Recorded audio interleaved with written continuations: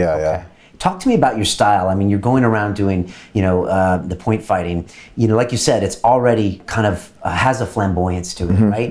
And it's all about, I mean, you said one time, I feel extremely comfortable with movement and space. I mean, it really is about knowing where you are and being really aware and making very quick decisions. And also being patient as well.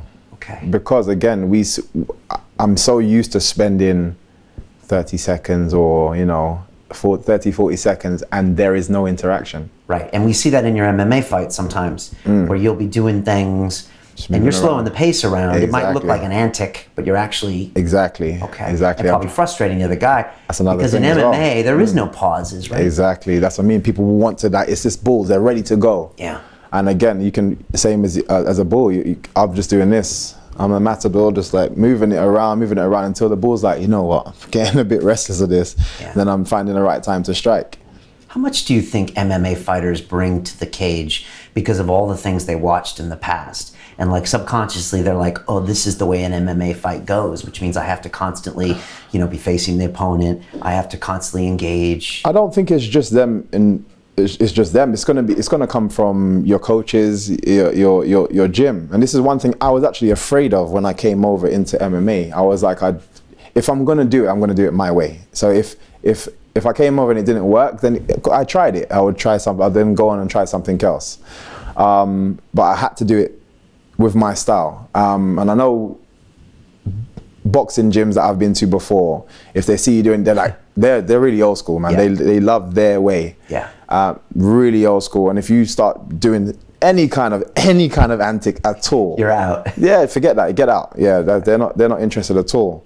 And that was one of my worries coming into MMA and joining it's getting the right gym. And to be fair, I feel like I found the right person, because my coach is constantly learning, loves to adapt, loves to find new things to add to people's games. Right, and I want to get into where you train now. Let me just finish up with the point fighting. Were you the best then? Did you get to be the best at what you did? Yeah, you know what? I think my only real challenge, to be fair, later in the career, I didn't take it as seriously. I was getting frustrated for years before I actually pulled out.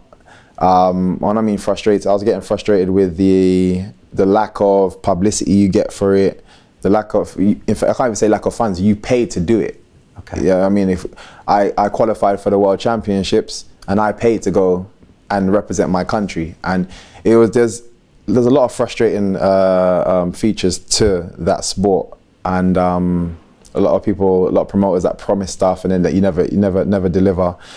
So my training went down and everything. So I win fights, but sometimes I was struggling to win fights later on just because I hadn't been training that way. It's just pure experience and knowledge that was carrying me through fights. But I think my main opponent, who's doing really well in Glory at the moment, is Raymond Daniels.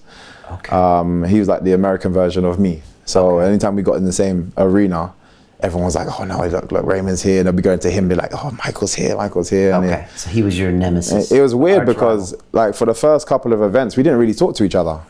So because of people talking, we had a bit off with each other. Like, you know, yeah, you say hello and then you're gone, which is weird because our sport, you spend so much time traveling around with these people, even from different countries.